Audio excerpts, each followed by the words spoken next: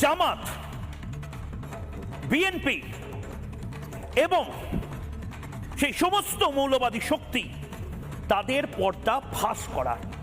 এবং এই পর্দা ফাঁসটা এক এক করে করব। আমি 5টা অস্ত্র দেখাবো। এটা শুধুমাত্র বাংলাদেশের স্বতঃস্ফূর্ত ছাত্র আন্দোলন নয়, আবারও বলছি, এটা ছাত্র আন্দোলন ছিল না, এটা জঙ্গি আন্দোলন ছিল। এটা ছাত্র আন্দোলন ছিল না, এটা সন্ত্রাসবাদী আক্রমণ ছিল। এটা ছাত্র আন্দোলন ছিল না, এটা জঙ্গিপনা ছিল।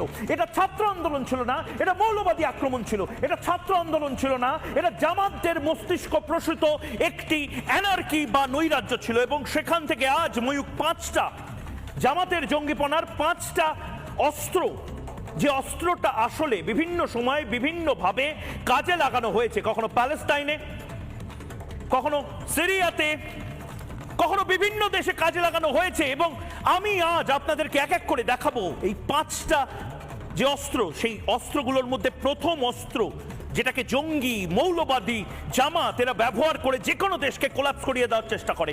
ভারতে চেষ্টা হয়েছিল, সিরিয়াতে চেষ্টা হয়েছে, প্যালেস্টাইনে চেষ্টা হয়েছে, ইরাক ইরানের চেষ্টা হয়েছে, ইয়েমেনের চেষ্টা হয়েছে, এবার চেষ্টাটা হচ্ছে বাংলাদেশে। প্রথম যে অস্ত্র ব্যবহার করছে জামাতের জঙ্গিপনার যে 5 অস্ত্র, তার মধ্যে প্রথম অস্ত্র টার্গেট হাসপাতাল মিশন।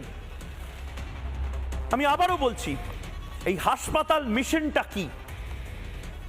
যে কোনো দেশের স্বাস্থ্য ব্যবস্থাকে ধ্বংস করে দেওয়া। কিভাবে? এই মুহূর্তে আমি ফুল ফ্রেম ছবি দেখানোর চেষ্টা করব। এই ছবি প্যালেস্টাইনে হলে গোটা দেশ না গোটা বিশ্ব নড়ে চড়ে বসতো। দেখুন, এই মুহূর্তে হাসপাতালকেও রেহাই দিচ্ছে না। তালিবানি রাজই যেন লক্ষ্য এই মুহূর্তে বাংলাদেশে। হাসপাতালে যেভাবে তছনছ করা হচ্ছে, সেই ছবি এই মুহূর্তে আপনারা দেখতে পাচ্ছেন। এই ছবি, যে ছবি এই মুহূর্তে রিপাবলিক বাংলা স্ক্রিনে রয়েছে, এই ছবি বাংলাদেশের সংবাদ মাধ্যম দেখানোর চেষ্টা করেছিল বলে বাংলাদেশের সংবাদ মাধ্যমের অফিস পর্যন্ত ভাঙচুর করে দেওয়া হয়।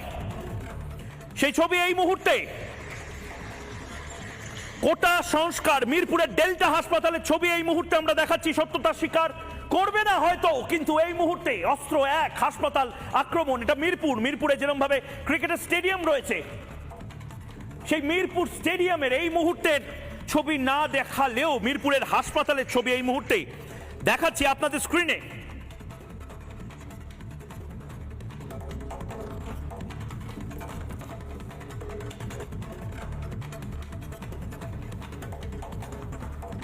আবারও বলছি, হাসপাতালকে কোন ছাত্ররা আক্রমণ করে? ছাত্ররা তো শিক্ষিত।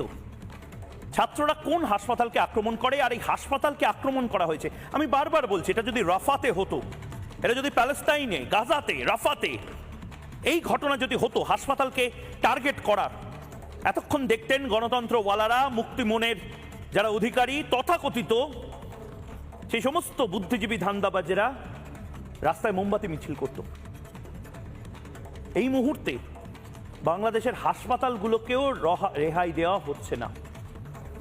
এবং বাংলাদেশের যারা রোগী, সেই রোগীরা যাবেন কোথায়? তারা ভারতে আসার চেষ্টা করছেন। সেই সময়েও আমি আবারও ফুল ফ্রেম ছবি দেখাবো, যেখানে ভারতের যে বাসগুলো আসছে, সেই বাসে পর্যন্ত পাথর ছোড়া হচ্ছে।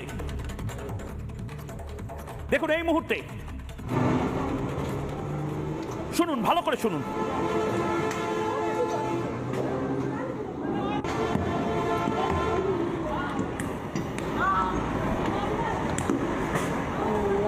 একেবারে নির্দিষ্টভাবে পাথর ছোড়ার ঘটনা ঘটছে ভারতে যে সমস্ত বাস যাচ্ছে। এবং আপনারা জানেন, ভারতে যে বাসগুলো যায়, আমি একবার পিসিআরকে বলবো প্লাজমাতে এই ছবিটা দিতে।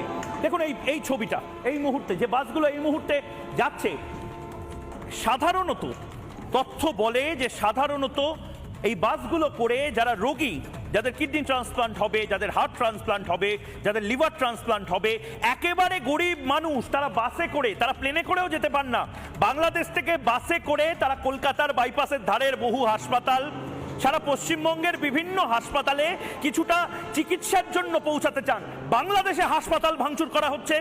আর যে রোগীরা বাংলাদেশ থেকে ভারতে আসার চেষ্টা করছেন তাদের বাস এভাবে ভাঙচুর করা হচ্ছে। এই ছবি বাংলাদেশ সংবাদ মাধ্যম দেখানোর চেষ্টা করেছে এবং সে কারণে বাংলাদেশ তছনছ করে দেওয়া হচ্ছে বাংলাদেশকে।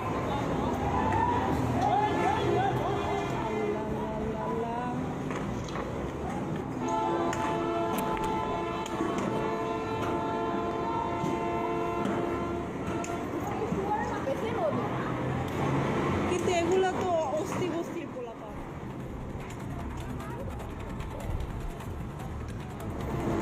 এই মুহূর্তে যে ছবি দেখছেন, এইগুলোর কারণে আন্দোলনের নামে জামাতের জঙ্গিপনা কেন চলবে এবং তাদের পর্দাফাশ করতে হবে। রিপাবলিক বাংলা করবে সেই পর্দাফাশ।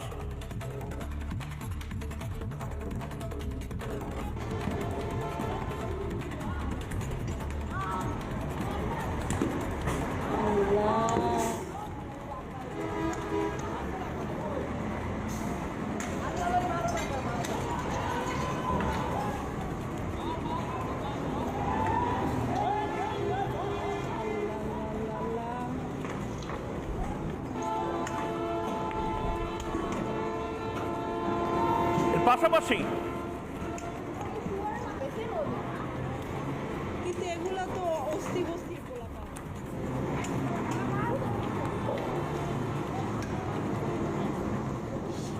এইগুলোর কারণে সাধারণ শিক্ষার্থীদের উপর দোষ পড়বে। এরা কোন ছাত্র? এরা কোন ছাত্র যারা বাস ভাঙচুর করছে, যারা হাসপাতাল ভাঙচুর করছে, যারা রোগীদের উপরে পাথর ছুটছে, ভারতীয় যারা ভারতে ফিরে আসার চেষ্টা করছে তাদের উপরে পাথর ছুটছে? এরা কোন ছাত্র? এরা আসলে জঙ্গি। জঙ্গিদের দখলে চলে গেছিল বাংলাদেশ। গুলি করে বেয়নেট দিয়ে মুক্ত করা হচ্ছে বাংলাদেশ। আসলে এটা দ্বিতীয় মুক্তযুদ্ধ হচ্ছে, মুক্তিযুদ্ধ। আসলে এবারও শেখ হাসিনা সরকারের নেতৃত্বে লড়া হচ্ছে। প্রথম মুক্তিযুদ্ধ লড়া হয়েছিল মুজিবুর রহমানের নেতৃত্বে।